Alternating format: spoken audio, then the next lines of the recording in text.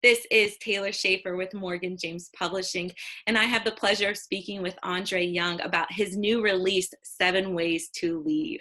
Andre, it is such a pleasure to be able to have this interview with you today, and thank you for joining me for your virtual book launch interview. I do have a couple of questions for you, so I'd love to go ahead and dive right into those. Sure, and thank you for having me, and those listening, thanks for taking a second to listen. I'm excited to be here. Yes, definitely. We're excited as well. So my first question is, what inspired you to write 7 Ways to Lead? Wow, it's a great question and a great starting off point. I decided to write 7 Ways to Lead, and I always write. So I never know what book idea I'm going to have until it comes, and then it's kind of already done. But I write what I write about leadership is because I've been on both sides of so many things. I was a mental health therapist for 19 years. And at one point in working this job, I was the world's best employee. I was doing everything the right way. And through some organizational change that I did not like or respect, I became the worst employee of all time. And I was promoted to positions of leadership within this company as well. So I made all of the mistakes, the rookie mistakes that we all make when we are managing before we actually know how to lead. So I was there. And then I straightened up and made some great things as a leader. Then I also started my own company. So I've been on that side of leading as an entrepreneur and building a team. And then lastly, a few years ago, my business, before I walked away and did it full time as a professional speaker and trainer and all of that, my wife wanted to build a house. And I'm like, oh no, like my business is doing part-time money good, not build a new house money good. So I said, I need a job. And at the time I had 12 staff.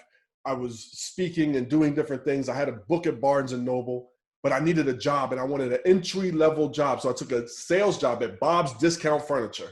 Go Bob's. And it was such an ego shot because how am I the CEO? I have 12 staff, but now I'm selling furniture. It was one of the best things that ever happened to me from a leadership standpoint. Right. Because everything that I was writing about and talking about from a leadership standpoint got to play out as an employee, frontline employee. And it really, really allowed me to have more respect for those in positions of leadership, but also for employees because I was doing so much all at the same time. And all of the concepts that I was talking about worked as leaders love down and as employees have to have more skin in the game and love up. So it really was one of the best things that ever happened to me. Don't want to go back. Right. Love what I'm doing now, but that's what really inspired me to write the book and allow people to evolve, not only professionally, but personally, and walk through leadership from beginning to end with easy to use and common sense concepts to actually do. Because if it's not easy and common sense, let's face it, Taylor, people aren't going to do it. Right. So you have a lot of experience, obviously, your background with going from those jobs and those positions of leadership, you have a bunch of experience. What single piece of advice would you give to those in positions of leadership and those that want to lead? Wow. I know you said one, but if I can give a quick two. Go for it. I share my definition of leadership and I give 5 words. One word that I like to focus on because it gets forgotten about the most, and it's called protection. And we have to be able to protect our people when we're in positions of leadership. And there's a couple things we need to protect. One, we need to protect them from their bad habits. We know our people. You know your people. You know who's late. You know who doesn't follow through with projects. You know who may be rough around the edges regarding communication. Set up rules and boundaries and expectations so you don't have to discipline. You can create a culture in which people know, and when it's time to have that tough conversation, it's not the first time you've ever had it. So protect people from themselves. Then we got to protect people from us. You got to know as a leader your bad habits. When it's great to have a conversation, when it's not. I shouldn't have a conversation when I'm hangry. When you're so hungry, you're angry. No one should have a conversation at that time. No one. You know who you get along with and don't get along with, and when the right time may be to have this conversation, good or bad. And then lastly, we have to be mindful to protect our people from burning out and boring out. We as leaders can burn out great people because we keep dumping on them because we know they'll say yes. Or we'll bore them out because we haven't challenged them enough. We got to protect our people, and then we got to protect our time. The other part that's also in the book is called the Leader 7. And it's the 7 languages that your people need to hear, want to hear, and benefit most hearing from you as a leader. Leaders also enjoy hearing it back. As leaders, we have to take the responsibility to know all 7, speak all 7. And I teach how to do it in these casual times, but also in tough conversations that we have to have. And each of your people has a top 1 or 2. We tend to lead lazy, love lazy, and teach lazy. We teach, love, and lead the way it's easiest for us or the way that we received it. When you stop guessing and stop just doing it your way and feed their deepest need, what's their top 2 languages? And then you speak it. Yeah. And it's amazing what people will do for you, with you, and forgive about your mistakes as a leader when you've met their deepest need and spoke their language and protected them.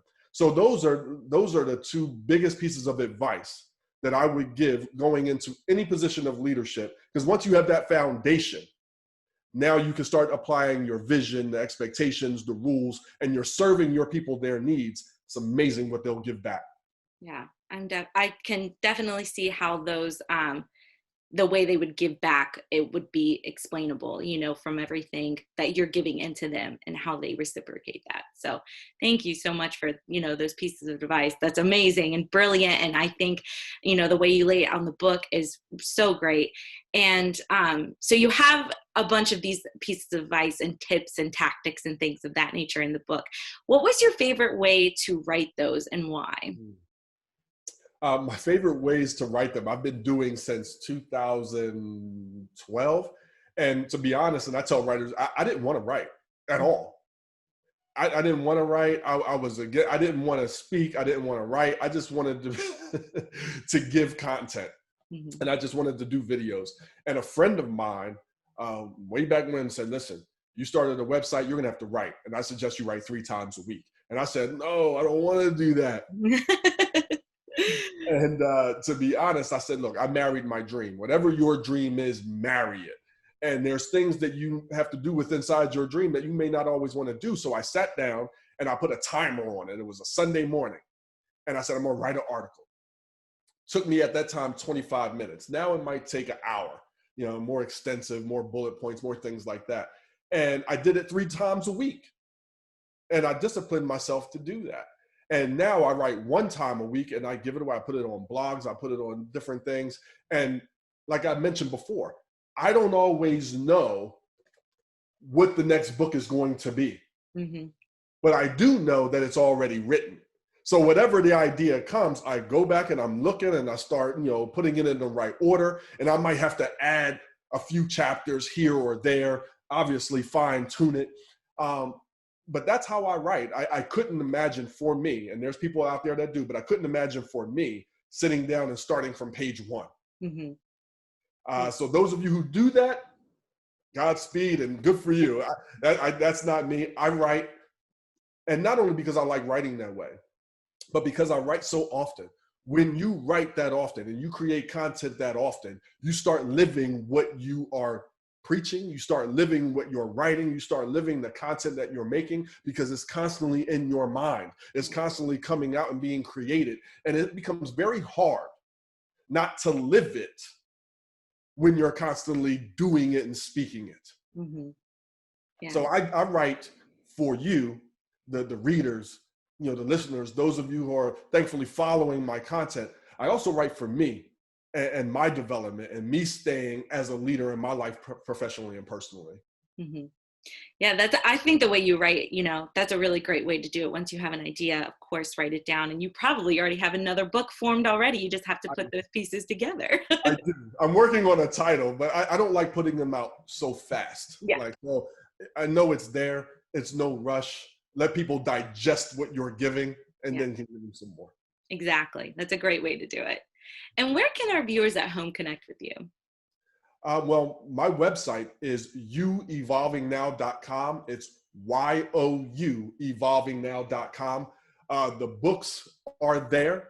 I hope that you enjoy. I look forward to connecting with you. I love Zoom calling and doing all of the different things and talking about services or leadership or whatever that that's interesting to you. And also my email is Andre, ANDRE, at youevolvingnow.com. All right, perfect. There's so many ways to connect with Andre. Well, thank you so much for joining me today. It has been a pleasure again. And thank you everyone at home that is watching as well. And go check out Andre Young's book, 7 Ways to Lead.